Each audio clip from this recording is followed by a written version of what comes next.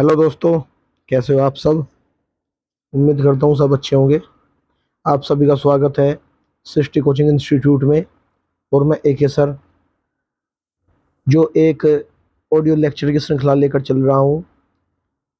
इसमें मैंने आपको इकोनॉमिक्स के सभी टॉपिक्स क्या क्या हम इसमें पढ़ेंगे, यानी कि इकोनॉमिक्स से संबंधित सभी चैप्टर मैंने आपके साथ डिस्कस किए थे। आज मेरा थोड़ा गला खराब है, तो आपको थोड़ी परेशानी हो सकती है समझने में, लेकिन मैं बहुत आराम से और बहुत स्लो स्पीड में मैं आपको समझाऊंगा, पढ़ाऊंगा, जिससे आपको अच्छे से समझ में आ सके। तो दोस्तों, जैसे आपने देख ही लिया होगा कि हमारा पहला चैप्टर है अर्थशास्त्र एक परिचय। यानी कि अर्थशास्त्र का हम पहले परिचय समझेंगे कि अर्थशास्त्र में होता क्या है।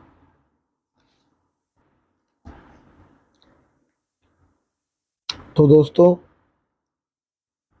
अगर हम बात करें कि इस अध्याय में हम क्या क्या पढ़ेंगे, तो वो है, हम समझेंगे कि निराशाजनक विज्ञान से कहीं अधिक,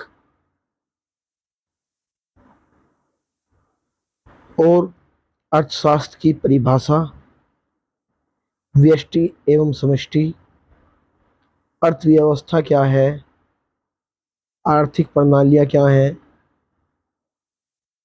वितरण प्रणालियाँ क्या हैं, वॉशिंगटन सहमति क्या है, बीजिंग सहमति क्या है, सैंटियागो सहमति क्या है, और पूंजीवाद समृद्धि प्रोत्साहन का उपकरण।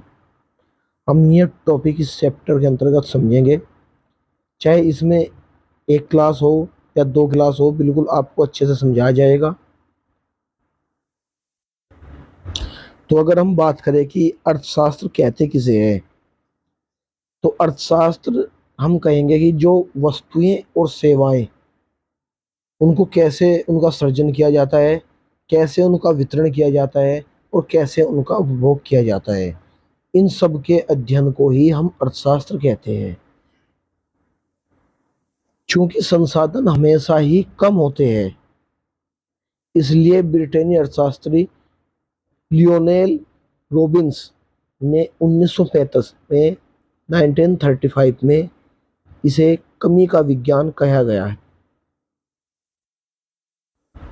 जो अर्थशास्त्री थे लियोनेल रॉबिन्स, 1935 में कमी का विज्ञान इन्होंने कहा था। तो अगर क्वेश्चन बने कि कमी का विज्ञान किस वैज्ञानिक ने और कब कहा था, तो ब्रिटेनी अर्थशास्त्री लियोनेल रॉबिन्स ने 1935 में कहा था। चलिए अब हम बात करते हैं कि आप हेडिंग डालते हुए चलिए। पहला हेडिंग डालिए कि निराशाजनक विज्ञान से कहीं अधिक। अगर हम अर्थशास्त्र को एक निराशाजनक, दारुण एवं तुच्छ विज्ञान भी कह सकते हैं, यानी कि जो अर्थशास्त्र है उसको हम निराशाजनक, दारुण और तुच्छ विज्ञान भी हम इसको कह सकते हैं। इसके अतिरिक्त इसकी आम आदमी को समझ के परे एवं एक पहेली कहकर तब आलोचना की गई। और इतना ही नहीं, इसे एक असफल विज्ञान भी कहा गया। क्यों कहा गया असफल विज्ञान? विशेषकर तब जब यह 2008 में जो अमेरिकी वित्तीय संकट आया था, उसकी ये भविष्यवाणी नहीं कर पाया, इसलिए इसको एक असफल विज्ञान भी कहा गया। इसके बावजूद हम इसे नकार नहीं सकते कि अर्थशास्त्र ने विश्व को मानव के लिए बेहतर बनाने में महत्वपूर्ण भूमिका भी निभाई है। अगर अर्थशास्त्र ना हो, तो अर्थशास्त्र के बिना कुछ भी कर पाना असंभव हो जाता है। इसके बाद हम समझेंगे कि अर्थशास्त्र को समझेंगे, अर्थशास्त्र क्या है।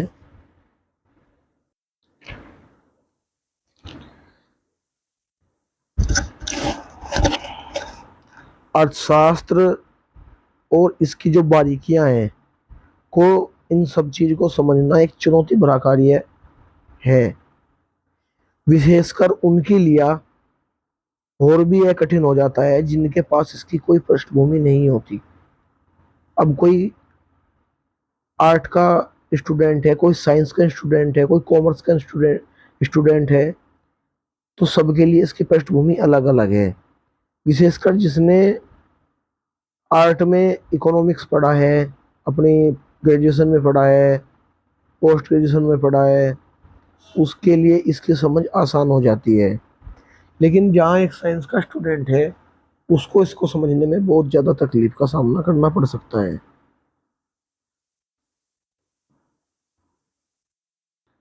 लेकिन इसका तात्पर्य ये भी नहीं हो सकता कि जिसके पास इसकी पृष्ठभूमि है उसको समझने में किसी समस्या का सामना नहीं करना पड़ता, बल्कि उनके लिए समस्या की जो प्रकृति है वह कुछ अलग होती है।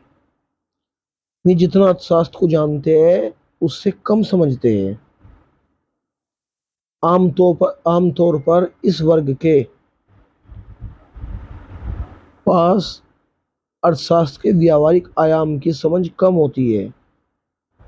आज जब हर जगह अर्थशास्त्र के उपयोग पर बल है, जैसे आप देख सकते हो कि जो प्रतियोगी परीक्षाएं हैं इसमें अर्थशास्त्र पर बहुत अधिक बल दिया गया है, तो अर्थशास्त्र को सिर्फ जानना काफी नहीं है, अपितु इसे जीवन में उपयोग में लाने की आवश्यकता है, और इसके लिए इसकी एक मौलिक समझ की भी आवश्यकता है। अब आप अगला हेडिंग डालिए। ये थी अर्थशास्त्र की समझ कि अर्थशास्त्र क्यों जरूरी है। अब आप हेडलाइन डालिए कि अर्थशास्त्र की परिभाषा। अगर हम आसान शब्दों में कहें कि अर्थशास्त्र क्या है, अर्थशास्त्र की परिभाषा क्या है, तो अर्थशास्त्र मानव की आर्थिक गतिविधियों का अध्ययन करता है। ये इसकी बिल्कुल शॉर्ट में परिभाषा है कि अर्थशास्त्र होता क्या है। अर्थशास्त्र मानव की जो आर्थिक गतिविधियां होती है, चाहे आप कोई सामान खरीद रहे हो, बेच रहे हो, मतलब जहां पर भी पूंजी आ गई, वो सब अर्थशास्त्र है। अब जैसे हमने पढ़ा कि अर्थशास्त्र मानव की आर्थिक गतिविधियों का अध्ययन करता है, तो हम समझेंगे कि आर्थिक गतिविधियां क्या है। अगर हम साधारण तौर पर कहें कि मानव की हर गतिविधि जिसमें मुद्रा सम्मिलित हो, आर्थिक गतिविधियां हैं, और जहां मुद्रा का प्रवेश होता है वहां आर्थिक प्रयोजन भी होता है। जो लाभ अर्जित करना होता है, जैसे नौकरी देना, नौकरी प्राप्त करना, किसी चीज को बेचना, उसको खरीदना, कोई व्यवसाय करना, और आदि आदि इस तरह के जो भी काम होंगे, वहां पर एक हमारा प्रयोजन, हमारा मोटिव होगा लाभ प्राप्त करना, और वहां सब ये सब आर्थिक गतिविधियां होगी। लेकिन आर्थिक गतिविधियों के बारे में अभी भी कुछ पेचीदगियां हैं। जैसे धर्म स्थलों पर हमारा जाना निश्चित तौर पर आर्थिक गतिविधि नहीं है, लेकिन वहाँ जैसे आप कहीं मंदिर में जाते हो, या मस्जिद में जाते हो, या गुरुद्वारे पर जाते हो, और जो वहाँ कोई भिक्षुक होता है उसको धन देना, या पूजन स्थलों पर रुपए या सिक्के आदि चढ़ाना, या धार्मिक चंदा देना,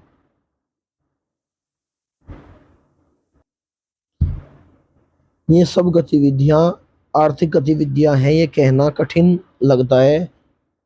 लेकिन यहाँ धार्मिक स्थलों पर की गई प्रार्थना से लेकर अंत तक की सभी आर्थिक गतिविधियां हैं। अगर हम बात करें कि जैसे व्यक्ति है, कोई कोई फर्म है, या सरकार और अन्य संगठन द्वारा कोई भी चयन, इन सब के द्वारा कोई भी चयन के द्वारा समाज में संसाधनों का अगर उपयोग कैसे तय होना है, कैसे तय होता है, अर्थशास्त्र इसी का अध्ययन करता है। तो आप लिख सकते हैं कि व्यक्ति, फर्म, सरकारों एवं अन्य संगठनों द्वारा किए गए चयन के द्वारा समाज में संशोधनों का उपयोग कैसे तय होता है, अर्थशास्त्र इसका अध्ययन करता है।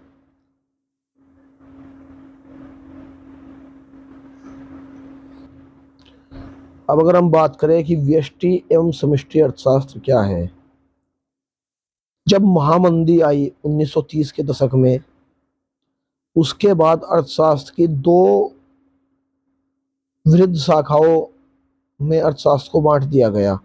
और वे दो अर्थशास्त्र की विरुद्ध शाखाएं कौन सी थी? वे थी व्यष्टि एवं समष्टि अर्थशास्त्र, यानी कि माइक्रो और macroeconomics. John Maynard Keynes John Maynard Maynard Keynes John Maynard Keynes को समष्टि अर्थशास्त्र का जनक माना जाता है। जो समष्टि अर्थशास्त्र है हमारा, उसका जो जनक है वो है जॉन मेनार्ड कीन्स। और जो ये शाखा है, इस शाखा को जॉन मेनार्ड कीन्स ने, एक पुस्तक थी उनकी, उस पुस्तक का नाम था the journal theory of employment, interest and money, 1936, उससे माना जाता है। अगर हम आसान शब्दों में कहें तो समष्टि अर्थशास्त्र जंगल का अध्ययन करता है, वहीं व्यष्टि अर्थशास्त्र पेड़ों का, यानी कि समष्टि अर्थशास्त्र के अंतर्गत हम सब सब गतिविधियों का अध्ययन करते हैं। और वहीं व्यष्टि अर्थशास्त्र के अंतर्गत कुछ सीमित गतिविधियों का हम अध्ययन करते हैं। जैसे कह सकते हैं कि अर्थशास्त्र अगर जंगल का अध्ययन करता है, समष्टि अर्थशास्त्र अगर जंगल का अध्ययन करता है, तो वहीं व्यष्टि अर्थशास्त्र पेड़ों का अध्ययन करता है। तो इसमें हम देख सकते हैं कि जो समष्टि है वो वृत्त चित्र, यानी कि जंगल से जुड़ा हुआ है। वहीं दूसरी ओर इसके विवरण से इसका निर्माण हुआ है। माइक्रो और मैक्रो, ये दोनों एक ग्रीक शब्द है, जिनका शाब्दिक अर्थ होता है क्रम से छोटा और बड़ा। यानी कि जो माइक्रो है उसका अर्थ है छोटा और जो मैक्रो है उसका अर्थ है बड़ा। तो आर्थिक विश्लेषण में जहां माइक्रो का दृष्टिकोण नीचे से ऊपर होता है, यानी कि बॉटम अप, वही मैक्रो का ऊपर से नीचे होता है, यानी कि टॉप डाउन।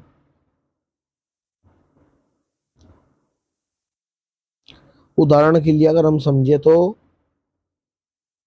पहले में जहां, यानी कि माइक्रो में जहां उपभोक्ताओं की आय, उनकी खरीदारी की चर्चा होती है, वहीं दूसरी ओर यानी कि मैक्रो में मुद्रास्फीति एवं आर्थिक गतिविधि, जो आर्थिक वृद्धि है उसकी गति का हम अध्ययन करते हैं।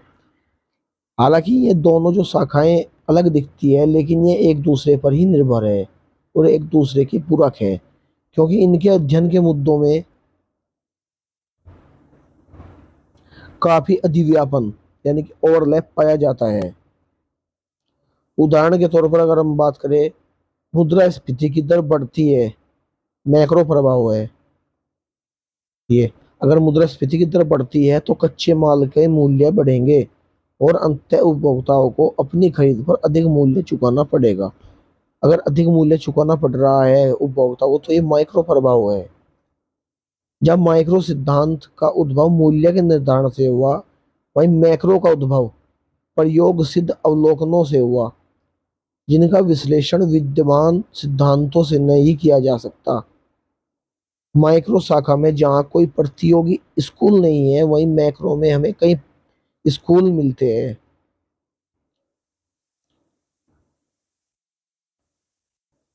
तो ये थी हमारी व्यष्टि और समष्टि। लेकिन अगर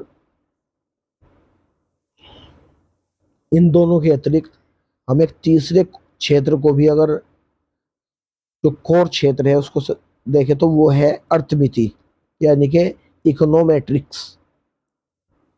इसके अंतर्गत हम आर्थिक विश्लेषणों में सांख्यिकी एवं गणितीय विधियों का उपयोग करते हैं। चलिए अब हम बात करते हैं कि अर्थव्यवस्था क्या है, what is an economy. Heading डालिए, अर्थव्यवस्था क्या है। अर्थव्यवस्था है अर्थशास्त्र का एक क्रियाशील स्वरूप। यह आर्थिक गतिविधियों पर एक रुका हुआ चित्र है। यह देश, कंपनियों एवं परिवारों सभी की अर्थव्यवस्थाएं होती है। देश के संदर्भ में हम भारतीय अर्थव्यवस्था को जापानी अर्थव्यवस्था या फिर अमेरिकी अर्थव्यवस्था इत्यादि की तरह उपयोग होते देखते हैं। अर्थशास्त्र के सिद्धांतों की समरूपता होने के बावजूद भी हम देश के सामाजिक एवं आर्थिक विविधताओं के कारण इनकी अर्थव्यवस्थाओं में भी विविधता दिखाते हैं।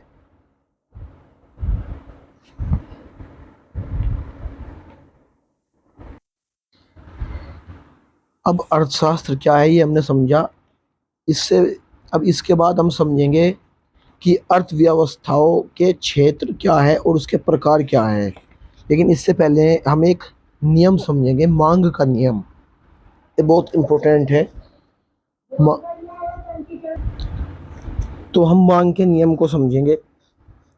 मांग का नियम, मांग के 3 नियम हैं। पहला नियम के अनुसार जब मूल्य बढ़ता है तो लोड निरंतर मांग का सृजन करता है।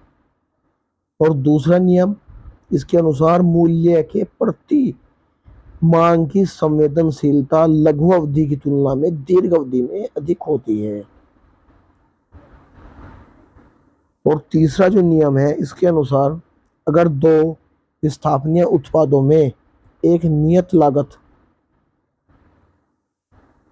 जोड़ी जाए तो बेहतर उत्पाद का उपभोग बढ़ जाता है।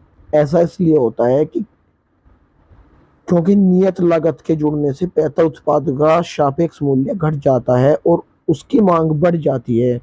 उदाहरण के तौर पर किसी देश के प्रमुख सेब उत्पादक प्रदेश में बेहतर सेब खोज पाना काफी मुश्किल काम है।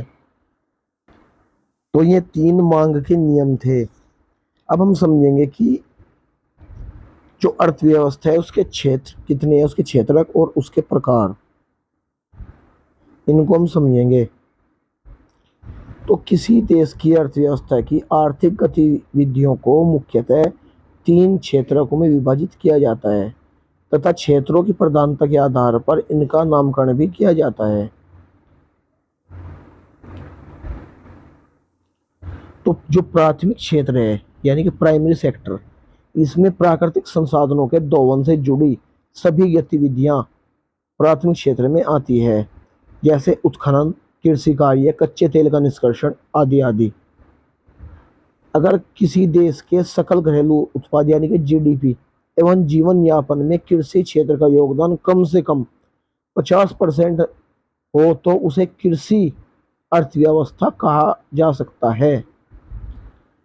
यानी कि जो प्राथमिक क्षेत्र है इसमें हम केवल प्राकृतिक संसाधनों के दोहन से जुड़ी हुई जो भी गतिविधियां हैं उसका हम इसमें अध्ययन करेंगे, उसको हम देखेंगे।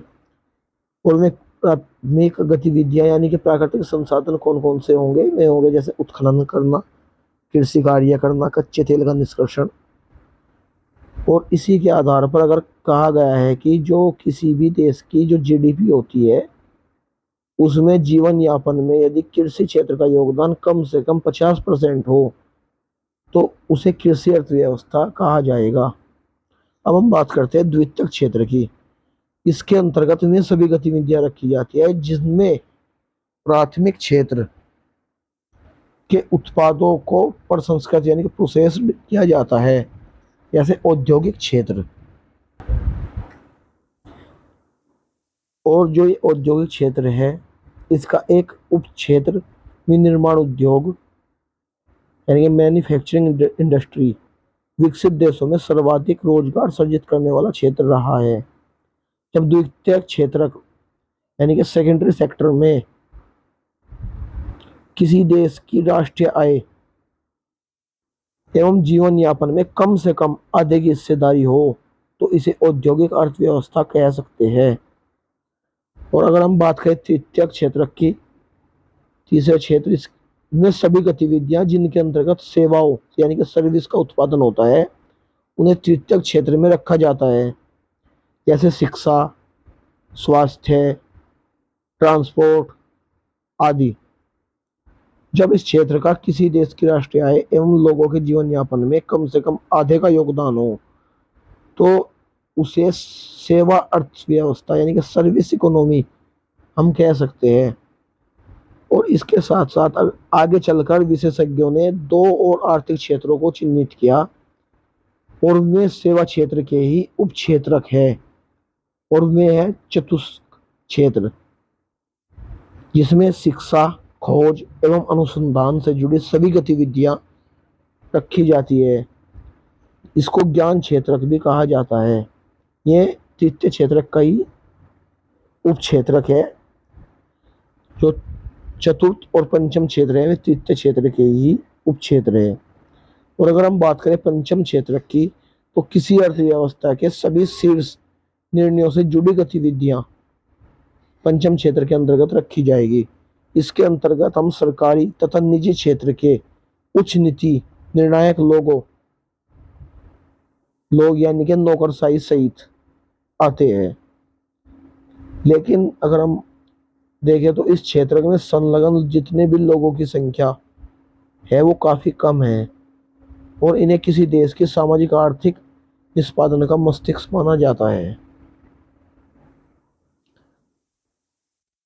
अब हम इसके बाद बात करेंगे आर्थिक प्रणालियाँ। आज के लिए इतना ही काफ़ी है। वैसे भी जो इकोनॉमिक्स है वो काफ़ी हार्ड सब्जेक्ट माना जाता है, तो एकदम से हम इसको लोड नहीं लेंगे, भले ही हमें इसकी 1 क्लास या 2 क्लास करनी पड़े। हम इसको आराम से समझेंगे, क्योंकि पहला चैप्टर है, इसको हम आराम से समझेंगे। और कल की क्लास इससे थोड़ी लंबी होगी, क्योंकि अगर हम इतनी शॉर्ट क्लास बनाते रहे तो एक चैप्टर 3 दिन में भी पूरा नहीं होएगा।